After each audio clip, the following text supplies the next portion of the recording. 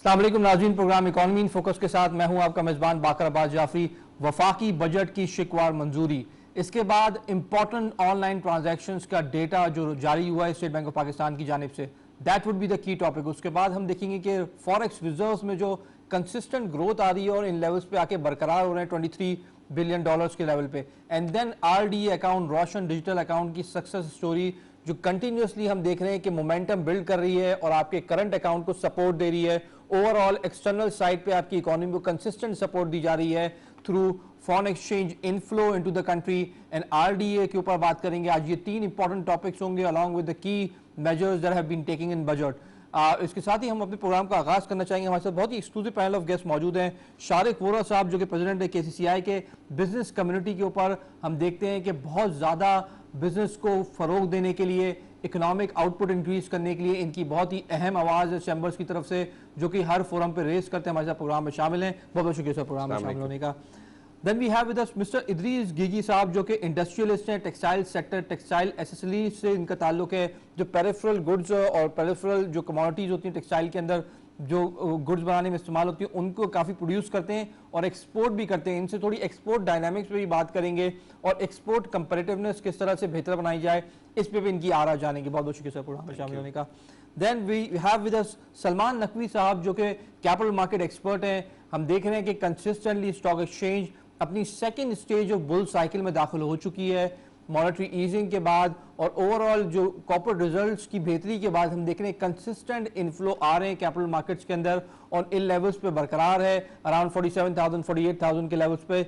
यहाँ से क्या डायरेक्शन होगी मुस्तकबिल में, क्या अपॉर्चुनिटीज़ हैं, क्या थ्रेट्स हैं, इनके साथ डिस्कस करेंगे। बहुत बहुत शुक्रिया सर प्रोग्राम में शामिल होने का।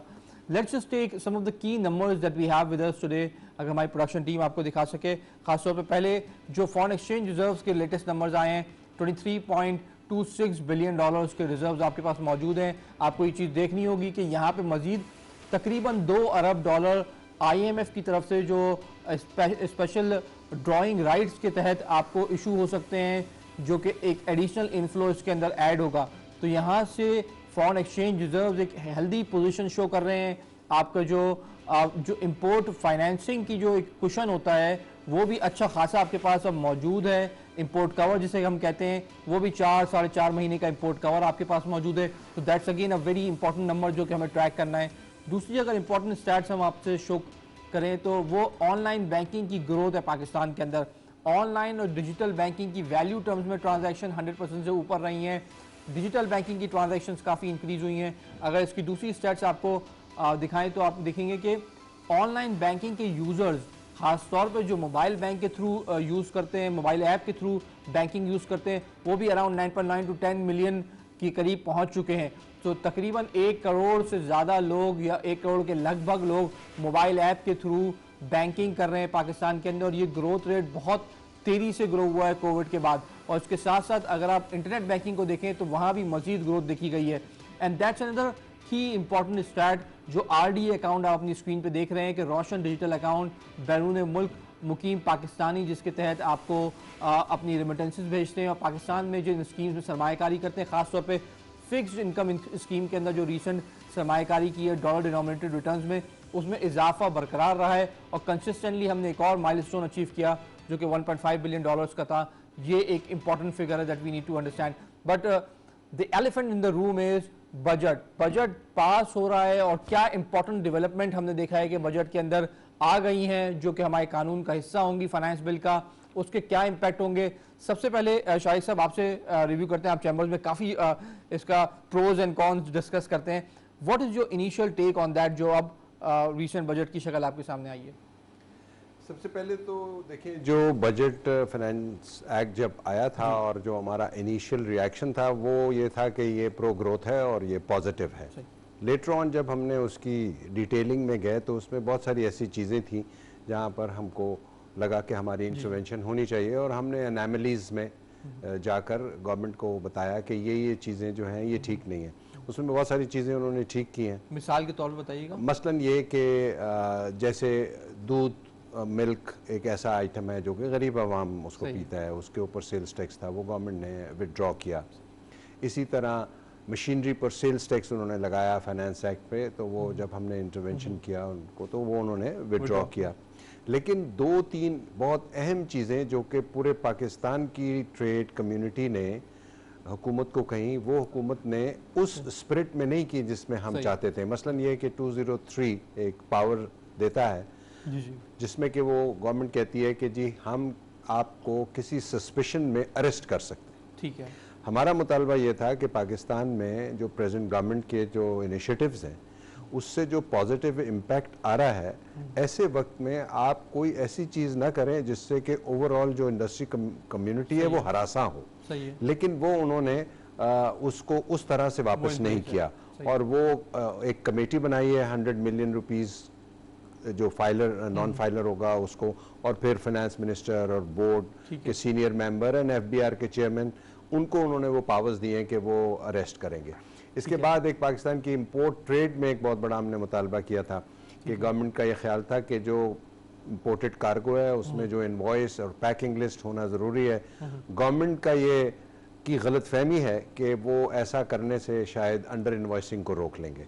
तो हमने गवर्नमेंट को बहुत एम्फेसाइज किया कि आप इसको ये शर्त आयद ना करें, इसलिए कि ये पूरी दुनिया में कहीं ऐसा नहीं होता। फॉर एग्जांपल पाकिस्तान से जो लोग एक्सपोर्ट करते हैं वो भी कभी इनवॉइस और पैकिंग लिस्ट अपने कंटेनर्स में नहीं लगाते, लेकिन उन्होंने उसको उस तरह से विड्रॉ नहीं किया। आई think that is one negative thing. But overall अगर मैं समझूं कि हमारा रिएक्शन क्या होगा कराची चेंबर का, तो वी आई पर्सनली थिंक कि आई कांग्रेचुलेट द गवर्नमेंट कि उन्होंने इस बजट में और स्पेशली बोर्ड के लोगों ने इसमें बहुत मेहनत की है and we have come up with a good pro growth budget. I think that sums up the case.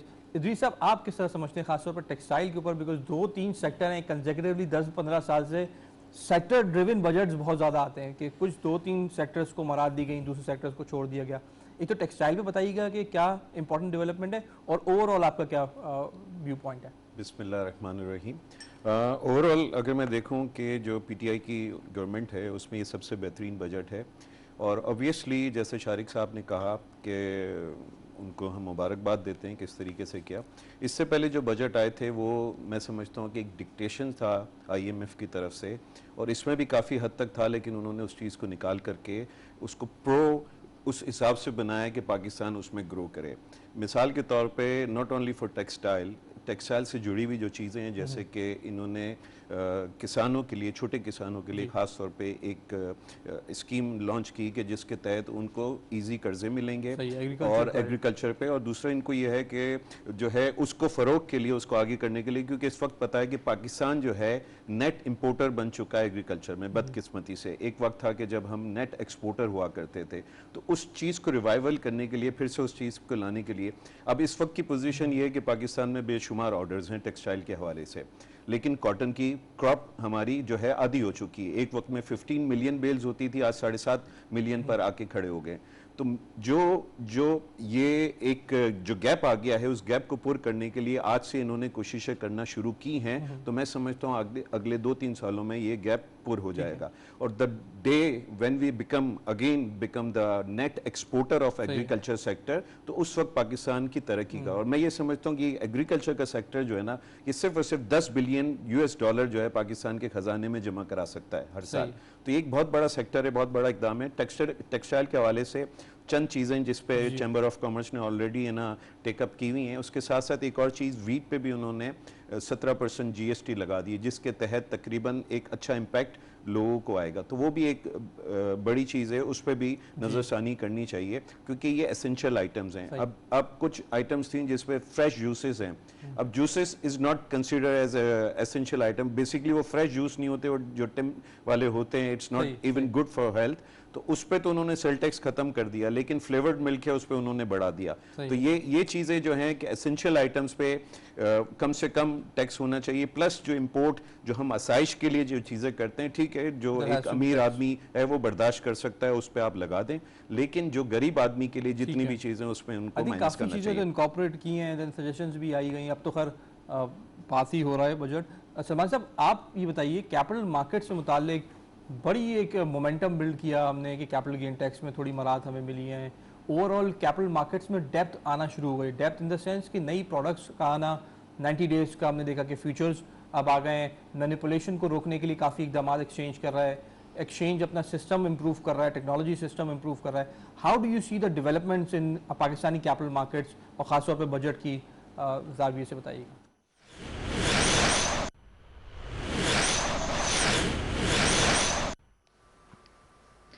Governor Punjab Chaudhary Mohammad server Lahore में तकरीब से खिताब कर रहे हैं. आइए आपको ये चलते हैं. हाई कोर्ट के आर्डर्स की बताए हैं, तो I will be happy to have a meeting with your organisation, ताकि उन वहाँ पर वो चीज़ें जो हैं हम प्रॉपर तरीके से ये जो है इनको हासिल करने में इंशाअल्लाह कामयाब होंगे.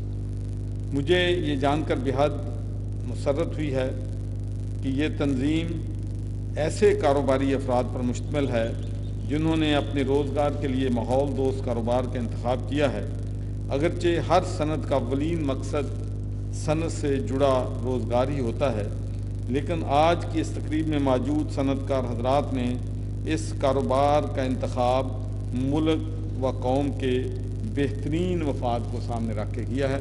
तो इसलिए हम आपसे पूरा जो है वो तावन जो है इंशाअल्लाह हर लेवल पे आपके साथ तावन करेंगे.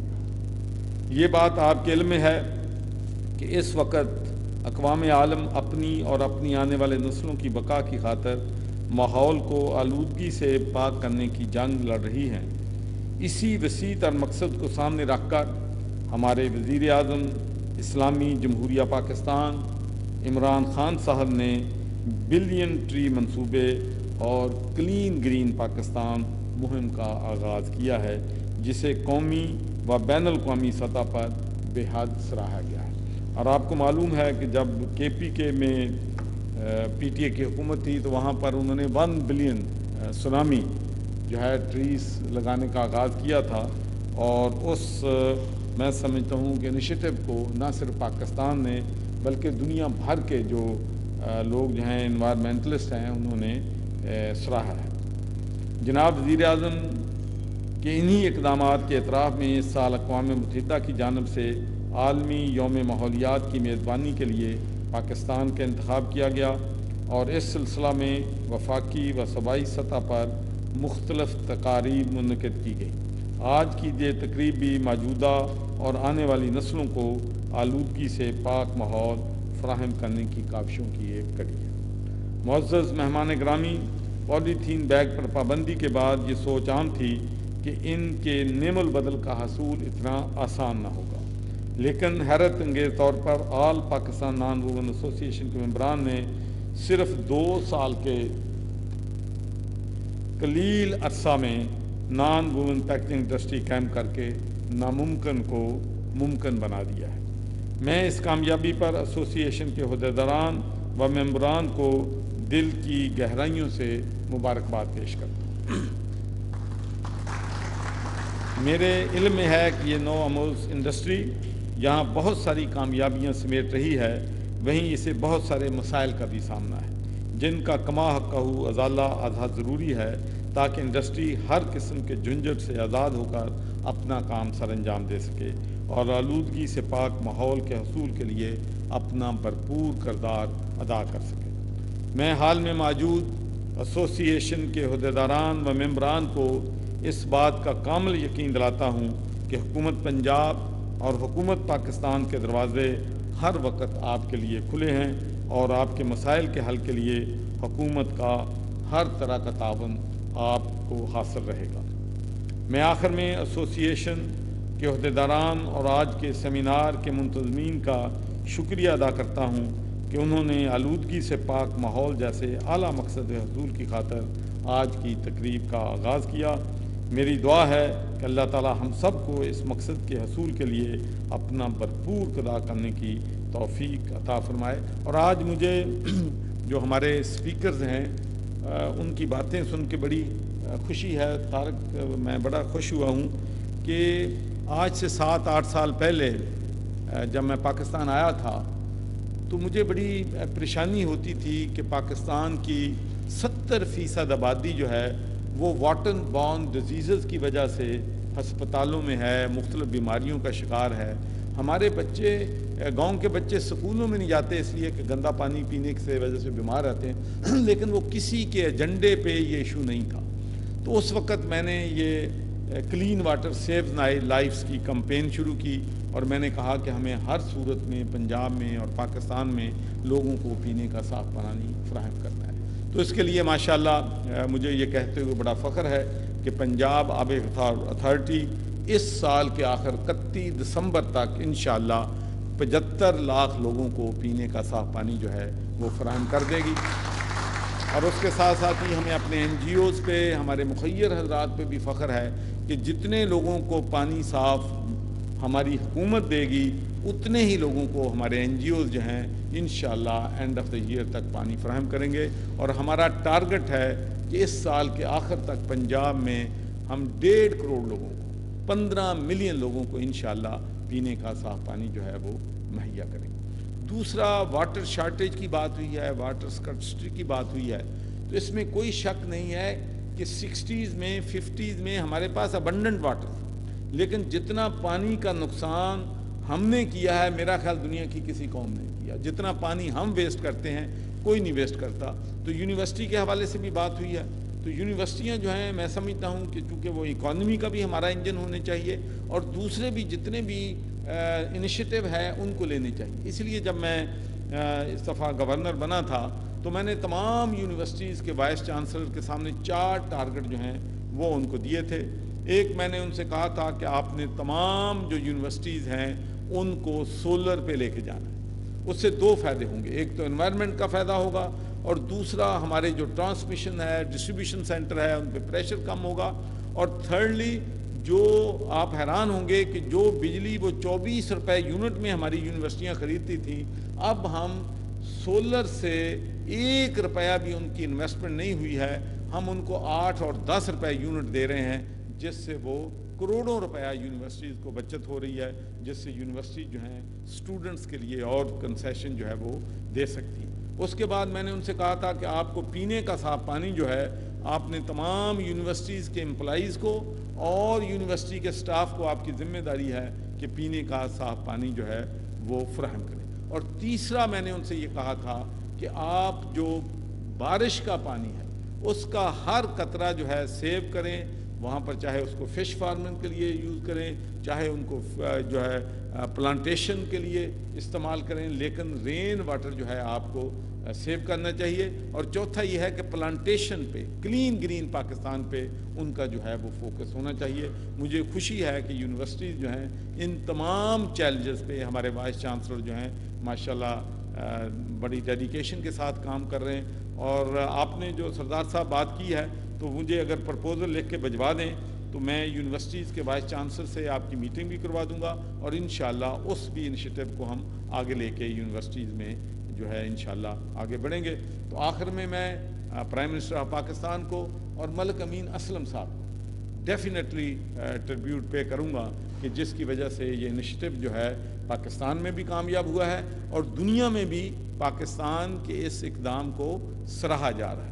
इसलिए कि हमें ये फैसला करना है कि हम अपने आने वाली जनरेशन्स के लिए किस किस्म का पाकिस्तान छोड़ के जा सकें, किस किस्म का ये दुनिया जो है छोड़ के जा रहे हैं। इसलिए कि ये जो क्लाइमेट चेंज है ये सिर्फ असरअंदाज पानी पे नहीं हो रही, हमारी फसलों पे असरअंदाज हो रही है। जो ये क्लाइमेट चेंज है इससे हमारी जहाँ काटन होती थी अब नहीं हो रही, उसके लिए नए किस्म के सीड्स चाहिए, नए किस्म की इन्वायरमेंट चाहिए। तो हमने इन चीज़ों पे, अपनी एग्रीकल्चर पे भी तवज्जो देनी है कि किस तरीके से हम जो हैं क्यों पीछे रह गए हैं। दुनिया में एग्रीकल्चर जो है, कॉटन जो है वो 2000 से 2500 किलोग्राम पर हेक्टर वो यील्ड ले रही है और पाकिस्तान में हमारी ये हालत है कि हम 500-600 किलोग्राम पे आ गए हैं। हम 15 मिलियन बेल पे थे, अब 6.5 मिलियन बेल पे आ गए हैं। तो ये लम्हा फिक्रिया है हमारे लिए, हमें इसके बारे में सोचना है। GSP प्लस हमें मिला है, मुझे इस पर बड़ा फ़ख्र है कि हमारी जो एक्सपोर्ट है यूरो जोन में वो $4.5 बिलियन से बढ़कर $10 बिलियन के करीब अब माशाल्लाह GSP प्लस की वजह से पहुंच गई है। और मुझे यील्ड पे मैं आपको बताऊं कि मैं तो जहां भी, मेरा एक सच्ची बात है कि जब मैं मेंबर बरतानिया की पार्लियामेंट था, लेकिन दुनिया के जिस मुल्क में भी जाता था कंसेशन पाकिस्तान के लिए पूछता था। इवन बरतानिया में भी जितनी देर रहा, मुझे लोग कहते थे यार तुम मेंबर ऑफ पार्लियामेंट बरतानिया के हो, हर वक्त पाकिस्तान का आपने झंडा उठाया होता है। तो मैंने कहा भाई मेरी मदर लैंड है, मेरा उस मुल्क से ताल्लुक़ है, क्यों नहीं मैं अपने वतन से मोहब्बत करता हूँ। तो हमें इन चीज़ों पे फोकस करना है। अगर हमने अपनी एग्रीकल्चर को हम मजबूत कर लेंगे तो यकीन माने कि इससे हमारे मुल्क के बहुत से मसाइल जो हैं वो हल हो सकते हैं। हमारी जीडीपी का तकरीबन 22% एग्रीकल्चर है, 45% लेबर हमारी जो है वो एग्रीकल्चर से कनेक्टेड है। तो इसलिए मैं सीड के सिलसिले में सबसे बड़ी हमारी प्रॉब्लम ये है कि क्वालिटी ऑफ सीड हमारे पास नहीं है, पेस्टिसाइड्स के हमारे प्रॉब्लम्स हैं, हमारे फर्टिलाइजर्स के प्रॉब्लम हैं। तो हमें इन चीज़ों पे गौर करना है, इन पे फोकस करना है। मैं उज़्बेकिस्तान गया, वहाँ के governor brother Shaukat was very dear friend, अभी उनका एक डेलीगेशन बहुत बड़ा यहाँ पर आया हुआ है। तो मैंने उनसे कहा कि भाई मुझे पता चला है कि आपकी कॉटन दुनिया की बेहतरीन कॉटन है, तो एक मेहरबानी करें हमें सीड देने में, नॉर्मली सीड अपना नहीं किसी को देते उनका। गवर्नर पंजाब चौधरी मोहम्मद सरवर लाहौर में मीडिया से गुफ्तगू कर रहे हैं। उन्होंने कहा हुकूमत ने मौसमियाती तब्दीलियों से निपटने के लिए क्लीन एंड ग्रीन और बिलियन ट्री सुनामी मंसूबे का आगाज़ किया गया। गवर्नर पंजाब चौधरी मोहम्मद सरवर ने तकरीब से खिताब करते हुए कहा कि पाकिस्तान को माहौलियाती तब्दीलियों के बायस बहुत से चैलेंजेस का सामना है और वज़ीर-ए-आज़म इमरान खान के बिलियन ट्री मंसूबे को आलमी सतह पर सराहा गया। इस हवाले से आने वाले बुलेटिन में भी आपको अपडेट्स देंगे। PTV न्यूज़ से ये थी ताज़ा तरीन।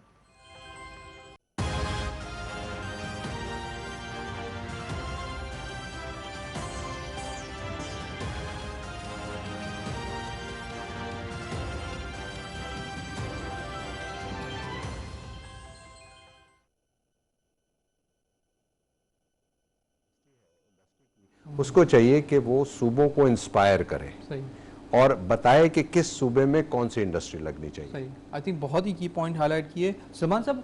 दूसरी जानिब हम एक और इम्पॉर्टेंट डेवलपमेंट देख रहे हैं कि RDA के थ्रू इनफ्लोज कंसिस्टेंटली ग्रो हो रहे हैं। Non resident Pakistanis consistently different accounts के अंदर पैसे जमा करा रहे हैं, खासतौर पे although 7% is on the higher side if you compare that with the region. Dollar denominated 7% return को बहुत ज़्यादा अप्रिशिएट किया गया है नॉन रेजिडेंट पाकिस्तानीज की जानिब से। और यहाँ मजीद हम देख रहे हैं कि $2 अरब तक ये जा सकता है नेक्स्ट 6 to 7 months में, what the numbers are suggesting and the growth rate is suggesting. ये कितना इंपॉर्टेंट है उस वक्त, खासतौर पे if you add the remittances as well, जब आपके यहाँ से दोबारा से करंट अकाउंट थोड़ा सा मुश्किल में आने के 3-4 महीने, इंपोर्ट ज़्यादा बढ़ेंगी, करंट अकाउंट थोड़ा प्रेशर में आएगा, इस वक्त रेमिटेंसेस को और RDA को कंसिस्टेंट रहना जी बड़ा इम्पोर्टेंट है। और इसके साथ साथ थोड़ा सा मैं आपने जो पूछा था स्टॉक मार्केट की लिस्टिंग के हवाले से, 750 से ज़्यादा कंपनियां स्टॉक एक्सचेंज में लिस्टेड थीं और अब 550 रह गई हैं। तो मसला ये है कि लिस्टिंग क्या अभी जो मौजूदा है उसको वो रुक जाए, वो बरकरार रहें तो है। इसमें यकीनन इसको सोचना चाहिए, एक अच्छी अपॉर्चुनिटी है स्टॉक मार्केट में, डॉक्यूमेंटेड एरिया है, शायद इससे घबराया जाता है। तो उसकी रूट कॉजेज़ जो भी इंस्टीट्यूशंस जिससे लोग घबराते हैं डॉक्यूमेंटेशन से, उस पर मेरे ख्याल एड्रेस हो रहा है, बहुत सारे कमीशंस बने हुए, बहुत सारी रिसर्च हो रही है। आई होप कि पहली दफ़ा वो चीज़ें नज़र आ रही हैं जैसे सर ने अभी कहा, और वो चीज़ें होती हुई नज़र आ रही हैं। इंशाल्लाह अगर ये बरकरार रहें ये चीज़ें तो आई होप कि आइंदा चंद सालों में यकीनन इंडस्ट्रियलाइजेशन बेहतर होगी। जिस तरीके से डॉलर फ्री फ्लोट करा गया कम, क्योंकि इम्पोर्ट सस्ती थी, ज़रूरत नहीं थी इंडस्ट्री लगाने की, अब मजबूर हैं, कोई डॉलर आपका उसी लेवल पर है, लिहाजा मोबाइल भी बनना शुरू हो रहे हैं, गाड़ियाँ भी बनना शुरू हो रही हैं, शैम्पू भी बनना शुरू हो रहे हैं। इंशाल्लाह आई होप के आने वाले दिनों में जो है इसमें मजीद बेहतरी होगी। RDA अकाउंट बिल्कुल मोर देन 1 लाख से ज़्यादा इस वक्त अकाउंट आ चुके हैं, $1.5 अरब, और इंशाल्लाह इस साल ही कम अज़ कम $2 से $2.5 अरब हो जाने की उम्मीद है। और इसमें बड़ी गुंजाइश मौजूद है, बड़ा स्कोप मौजूद है इसकी, अगर प्रॉपर मार्केटिंग की जाए। क्योंकि अभी तो एक ही हिस्से से ज़्यादा हमारे पास जो है इसमें फंडिंग हुई है। पूरे दुनिया में पाकिस्तानी फैले हुए, यूरोप, अमेरिका, अगर प्रॉपर मार्केटिंग हो, उनका कॉन्फिडेंस लेवल थोड़ा सा अच्छा हो, हमारे पॉलिटिकल स्टेबिलिटी हो, जो सबसे बड़ी चीज़ है, तो मैं ये सारा उसके ऊपर ही डिपेंड करता है। तो ये यहाँ से कई गुना बढ़ सकता है आइंदा आने वाले चंद सालों के अंदर, और यकीनन इसका बड़ा अच्छा इम्पैक्ट है हमारे बैलेंस ऑफ पेमेंट पर है, हमारे करंट अकाउंट खसारे पर जो होता रहा है, जो अभी तक पॉजिटिव है, उसके ऊपर है। रेमिटेंसेस में मज़ीद इजाफा हो रहा है। रेमिटेंसेस अभी सिर्फ लेबर तबका, अगर इसकी एनालिसिस करी जाए, इसमें बड़ा स्कोप मौजूद है। जो हाई प्रोफाइल पाकिस्तानी बाहर रहते हैं वो तो बहुत कम कंट्रीब्यूट करते हैं। ज़्यादातर लेबर तबका है जो यहाँ पैसे भेजता है घर चलाने या वगैरह वगैरह, ईद बकरीद के लिए। इसमें भी काफ़ी स्कोप मौजूद है। मैं समझता हूँ अगर इस पे काम हो रहा होगा, इस पे काम करा जाए तो काफ़ी गुंजाइश मौजूद है। सही, आई थिंक इदरीस साहब, एक हो गया आरडीए, इंटरनेशनल फ्लोज बेहतर हो रहे हैं, दूसरी जानिब हम ये देख रहे हैं कि स्टेट बैंक ऑफ पाकिस्तान भी काफ़ी स्ट्रॉन्ग इंफ्रास्ट्रक्चर, पेमेंट इंफ्रास्ट्रक्चर लेकर आ रहा है। केवाईसी का एक बहुत मजबूत निज़ाम लेकर आ रहे हैं नेशनल क्लियरिंग कंपनी। वो कर ये रहे हैं कि आपका जो आप जब अकाउंट खुलवाते हैं अपनी बुनियादी मालूमात देते हैं, हर जहाँ भी जाएंगे आप अकाउंट खुलवाने, दोबारा वही मालूमात देनी पड़ेगी, वही मैनुअल प्रोसेस। इसको वो इलेक्ट्रॉनिकली लेके जा रहे हैं और एक सिंगल आपका केवाईसी का नंबर दे रहे हैं। आप कहीं और अकाउंट खुलवाएंगे किसी बैंक में या किसी इन्वेस्टमेंट इंस्ट्रूमेंट में, तो आपसे वो केवाईसी का नंबर दे दें, अपना सारी इन्फॉर्मेशन आपकी फैच हो जाए। तो ये तमाम तर चीज़ें स्टेट बैंक की जानिब से भी हो रही हैं। आपने डिफरेंस क्या महसूस किया the way regulator is approaching overall financial markets regulation, अगर आप पिछले अदवार से कंपेयर करें? देखिए, सेंट्रलाइज होने का यही सबसे बड़ा फ़ायदा है कि जो अच्छे लोग काम करने वाले हैं उनके लिए तो बहुत बेनिफिट्स हैं, और साथ साथ जो बुरे लोग हैं जिनको हैंकी पैंकी करना है तो ऑब्वियसली उनके लिए नुकसान है। और गवर्नमेंट का ये बहुत अच्छा इकदाम है कि जो क्लियर लोग हैं उनको एडवांटेज दे रहे हैं। देखिए, बैंक अकाउंट खुलवाना इट इज़ आज के दौर में इट्स नॉट इजी, बहुत सारे डॉक्यूमेंटेशन चीज़ें हैं, तो ये इस इकदाम से बहुत इजी हो जाएगा। और दूसरा बात, आपने जो रोशन डिजिटल अकाउंट की बात की, आप देखें कि सितंबर 2020 में इसको स्टार्ट किया, $9 million if I am not wrong को पहले महीने में उसको कहा, और आज 1.5 बिलियन को क्रॉस कर चुका है। तो जो आप नंबर्स देखें, जो ग्राफ बनता है वो ग्राफ बहुत बड़ा होता जा रहा है। तो ये जिस तरीके से हम देख रहे हैं कि इसको जो हमारे इस वक्त की भी इंपोर्ट है वो $55 बिलियन क्रॉस कर चुकी है इस साल की, और एक्सपोर्ट अगर सब सही रहा तो जो फिगर आने की तवक्को है 25 बिलियन तक की है। तो गैप इज 30 बिलियन। तो 30 बिलियन के गैप में ये एक बहुत बड़ा किरदार अदा करेगा। फिर ऑब्वियसली रेमिटेंसेस हैं, दूसरी चीज़ें हैं। तो इंडस्ट्रियलाइजेशन इज़ द मेन की point and agriculture sector is the main की पॉइंट। अगर इस पे इन्होंने फोकस कर लिया, इस पे गौर कर लिया, तो मैं ये समझता हूँ कि जो आगे आने वाले, क्योंकि इस वक्त पाकिस्तान के पास कैपेसिटी नहीं है। अगर टेक्सटाइल सेक्टर की बात करूँ तो एज ऑफ टुडे अगर आप समझें कि $5 बिलियन का एक्सपोर्ट इस साल बढ़ा दे, नो मैटर कि आपके पास कितने ऑर्डर हैं, आप नहीं बढ़ा सकते, कैपेसिटी नहीं है। प्लस दूसरे चैलेंजेस हैं, आपके पास यूटिलिटीज़ के इशूज़ हैं, गैस पावर, इन चीज़ों के इशूज़ हैं। तो इन चीज़ों को एक साल में नहीं ख़त्म किया जा सकता है। तो इसको सारी चीज़ों को एक साथ टेक ऑफ, एक साथ लेके चलना होगा। एग्रीकल्चर सेक्टर है, टेक्नोलॉजी है, ये बैंकिंग सेक्टर है, दूसरा ये इंडस्ट्रीज़ हैं, ये सब सेक्टर जब परफॉर्म करेंगे, और सबसे बढ़ कर के LMEs ने जिस तरीके से परफॉर्म किया है, लोकल इंडस्ट्रीज़ हैं कि एक्सपोर्ट का आप मिनिमाइज़ कर दें कि जो चीज़ें बाहर से आती हैं उनको आप हाईलाइट करके अब ये चीज़ें नहीं आएंगी। मिसाल के तौर पे we don't required to import New Zealand के सेब और अमेरिकन के फ्रूट्स, और ये चीज़ें जो बहुत ही ज़्यादा आसाइश में आती हैं, बहुत ज़्यादा उसमें हैं, तो ये कट डाउन करने से ही हमारा इंपोर्ट का बिल कम से कम होता जाएगा। ये बहुत इंपॉर्टेंट है, क्योंकि खासतौर पर अब जब हम देखें मार्केट ड्रिवन एक्सचेंज रेट पे, तो अभी 3-4 दिन के अंदर हम 4 से 5 रुपए डिवैल्यू हो गए।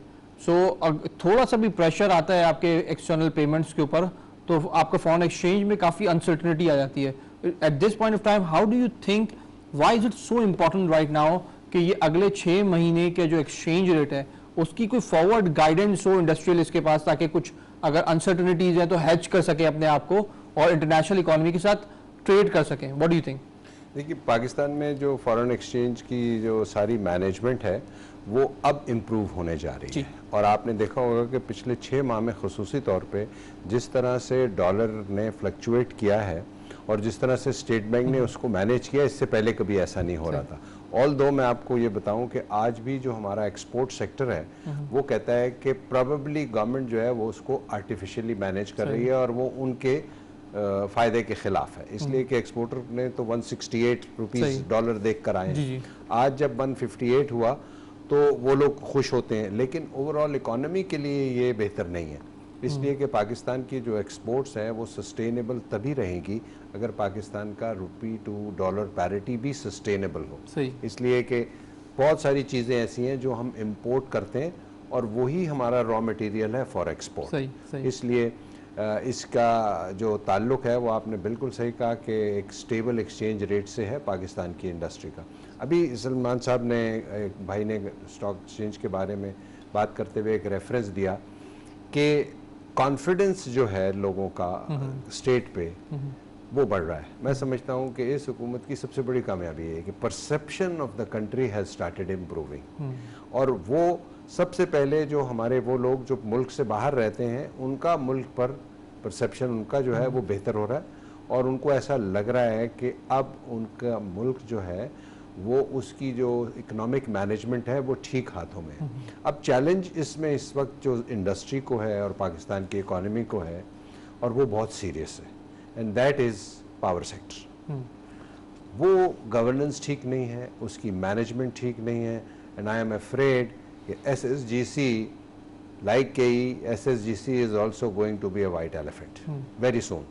और ये भी जिस तरह PI है, जिस तरह रेलवेज है, जिस तरह स्टील मिल्स है, अनफॉर्चुनेटली SSGC भी एक ऐसा इदारा बनने जा रहा है। आज दुनिया में LNG की prices are going up up and up. हमारे पास कोई फ्यूचर का ऐसा मैनेजमेंट प्लान नहीं है। आपने देखा कराची की इंडस्ट्री बंद हो गई, और कब तक बंद रहेगी we are not sure about that. सबसे बड़ी हिट लगेगी अनसर्टेनिटी की वजह से। मैं समझता हूँ कि हुकूमत का जो पावर सेक्टर के मैनेजर्स हैं उनको फौरी तौर पे मेहनत करने की ज़रूरत है और इंडस्ट्री को बचाने की ज़रूरत है। ऑयल प्राइसेस बढ़ रही हैं, LNG बढ़ रही है, पाकिस्तान में गैस के जो रिजर्व्स हैं वो डिप्लीट हो रहे हैं, and on top of that mismanagement है। रात को 11 बजे SSGC इदरीस साहब को एक लेटर भेजता है कि जी कल मैं आपको गैस नहीं दूंगा। This is a challenge, it's a nightmare. तो ये चैलेंज ऐसा है जिसपे मैं हुकूमत को हर फोरम पे ये कह रहा हूँ कि आप इस पावर सेक्टर के चैलेंज को जो है ना बहुत सीरियसली लें, वरना वो सारा एफर्ट जो $2.5 बिलियन का टर्फ में प्रोबेबली इन्वेस्टमेंट हुआ है, आपने भी उस दिन बताया।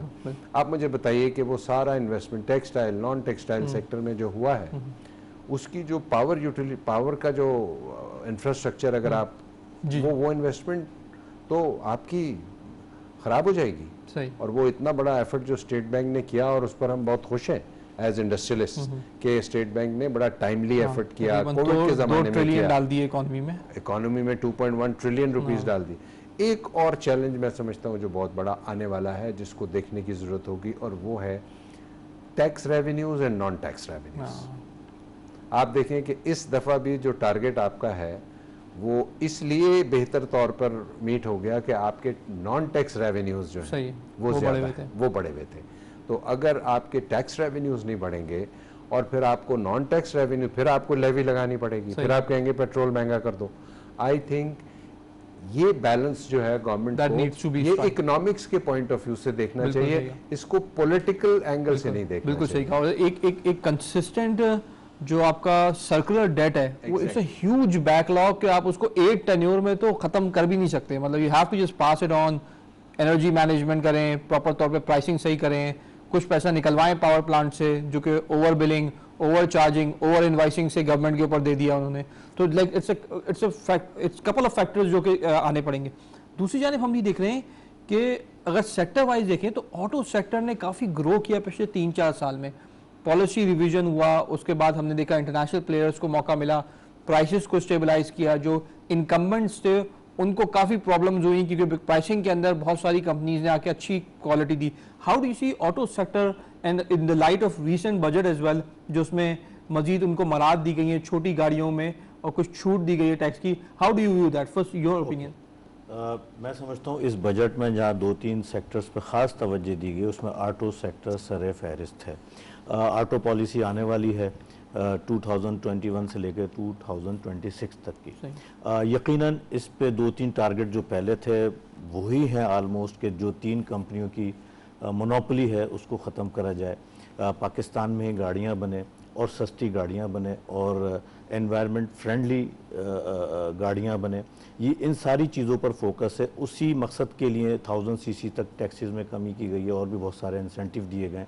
प्लांट लगाने वालों को बहुत सारे इंसेंटिव दिए गए। मैं समझता हूँ इतने सारी चीज़ें ऑटो सेक्टर में, यही वजह है कि स्टॉक मार्केट में जो ऑटो सेक्टर है वो बहुत राइजिंग है और लग रहा है इंशाल्लाह ये काफ़ी बढ़ जाएगा। तो इस गवर्नमेंट ने जो मैक्सिमम पॉसिबल ये कर सकते थे कर दिया है। इंशाल्लाह आई होप कि आइंदा आने वाले दिनों में आप ऑटो सेक्टर में बैंकिंग फाइनेंसिंग बड़ी आसान शराइत पे और बड़े सस्ते कर्जे जो है ना वो देने की बातें, तो बहुत सारी चीज़ें हैं। तो आई होप कि ऑटो सेक्टर पे मेजर फोकस है और आइंदा आने वाले दिनों में ये बहुत तरक्की करेगा। अच्छा, एक तो ऑटो सेक्टर हो गया, ओवरऑल इंडस्ट्रियलिस्ट को एक बड़ा क्वेश्चन होता है ट्रांसपोर्ट इंफ्रास्ट्रक्चर, रोड नेटवर्क्स का इंपॉर्टेंट होना, बिकॉज अगेन अगर बहुत सारी गाड़ियां रोडों पे आती हैं तो वो कंजेशन का बाइस बनेंगी। अगर यहाँ से अगर आप 5 लाख गाड़ियां और रोडों पे एक्सपेक्ट करें सिटीज़ की, तो you can imagine what is going to happen अगर इंफ्रास्ट्रक्चर नहीं बिल्ड हो। इंफ्रास्ट्रक्चर पे क्या इंपॉर्टेंट डेवलपमेंट्स हैं that you feel should happen right now? अगर आप कराची की बात करते हैं तो obviously we are lacking on that side, specially यहाँ पे ट्रांसपोर्ट का कोई निज़ाम नहीं है।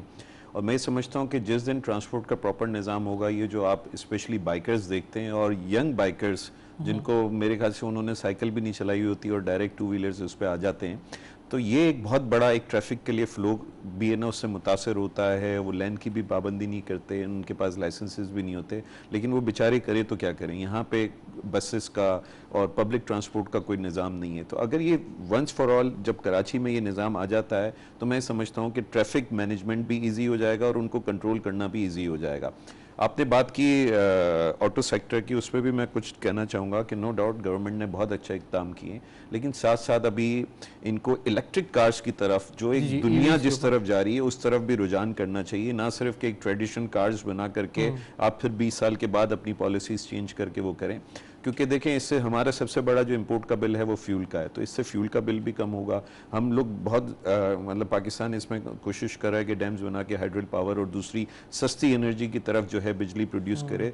तो ये एक बहुत अच्छा पाकिस्तान के लिए मौका है कि अब जब इन्होंने पॉलिसी बना रहे हैं जो अभी आएगी तो उसमें मेन फोकस जो है इलेक्ट्रिक कार्स की तरफ करें।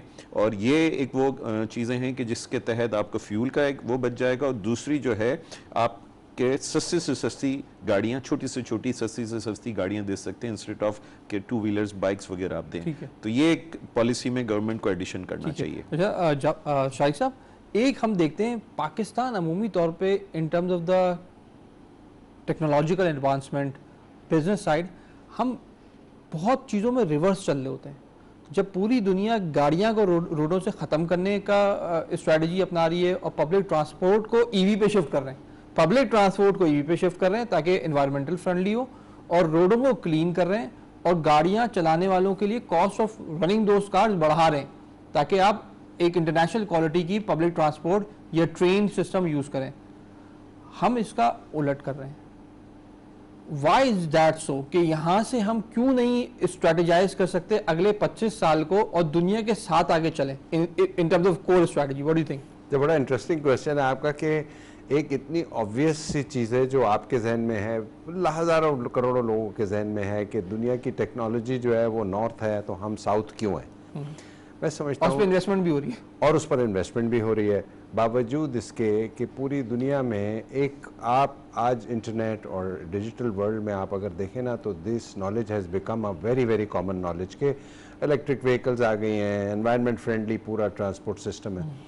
हम ऑटो पॉलिसी के साथ साथ अगर अपनी पब्लिक ट्रांसपोर्ट पॉलिसी नहीं बनाएंगे नेशनल लेवल की, जो कि आज तक नहीं बनी, हुआ ये कि वो पिछली वाली हुकूमत आई नवाज शरीफ वालों की, उन्होंने अपने 2 शहरों में पब्लिक ट्रांसपोर्ट सिस्टम बना लिया। नई पॉलिटिकल गवर्नमेंट आई, उसने कहा नहीं जी इन्होंने तो ये ठीक नहीं किया, बाद में उनको रियलाइज़ किया, उन्होंने पेशावर में बना दिया। कराची में आज तक नहीं बनी, आपको पता है आज भी ग्रीन बेल्ट जो है वो it's a huge billions of rupees की कॉस्ट है यहाँ पे, उसकी इंफ्रास्ट्रक्चर और उसको वो ऑपरेट नहीं कर रहे। कराची का हल जो है, जो अजीज गिगी साहब ने भी निशानदेही की, वो मोटरसाइकिल या ऑटो पॉलिसी से नहीं आएगा, वो political will to provide public transport आएगा। और ये कब होगा ये हम भी सिंध गवर्नमेंट से पूछते रहते हैं, लेकिन लेटली जब हमारा इंटरेक्शन हुआ है तो इंशाल्लाह हम देखेंगे कि इस बजट में पब्लिक ट्रांसपोर्ट पे पैसे सिंध गवर्नमेंट ने भी रखे हैं। जी रखे हैं। और आपने भी बजट डॉक्यूमेंट देखा है, अब वो जुडिशियसली उस पर खर्च हो जाए तो वो बेहतर हो जाएगा। पाकिस्तान, आपका सवाल ये था कि वो टेक्नोलॉजी जो दुनिया में इतनी कॉमन हो गई है और हम उसको क्यों नहीं अडॉप्ट कर रहे। आई थिंक जो हमारे पॉलिसी मेकर्स हैं वो शायद पूरी तरह कनेक्टेड नहीं है मॉडर्न वर्ल्ड से। आज भी आप देखें कि मिनिस्ट्री ऑफ कॉमर्स ने कोई एक्सपोर्ट पॉलिसी नहीं दी।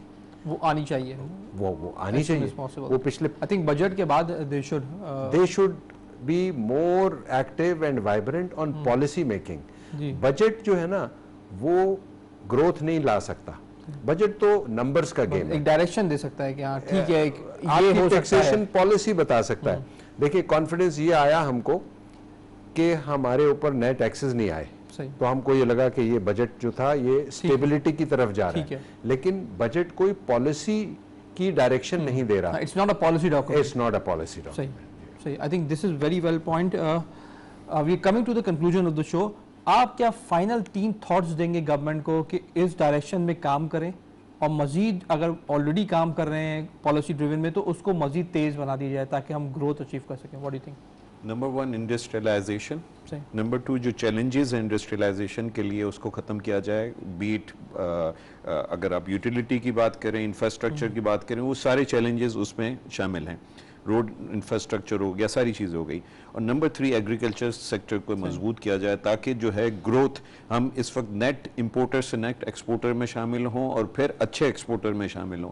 ये 3 चीज़ों पे काबू कर लें तो I can see the good growth in Pakistan. जी, मैं समझता हूँ कि चार्टर्ड ऑफ इकोनॉमी साइन करना चाहिए तमाम पॉलिटिकल पार्टीज़ को। इन्हें ये ऐड करना चाहिए कि जो भी इकोनॉमिक डेवलपमेंट हो उसको टच ना करें, अपने एहतजाज करें, क्रिटिसाइज़ करें। और ऐसे वक्त में जब मुल्क डेवलपमेंट स्टार्ट हो रही हो, बहुत सारे ऐसे इवेंट्स आए हैं जिसमें बड़ी नेगेटिव चीज़ हुई है, तो चार्टर्ड ऑफ इकोनॉमी साइन करके उस पर कायम रहना चाहिए। जिस तरह मैं एक इंडिया की मिसाल दे दूँ कि कोविड भी आया, एहतजाज भी हुए, सब हुए, स्टॉक मार्केट भी फ्लाई करती रही, सब कुछ सही रहा, कोई प्रॉब्लम नहीं हुई।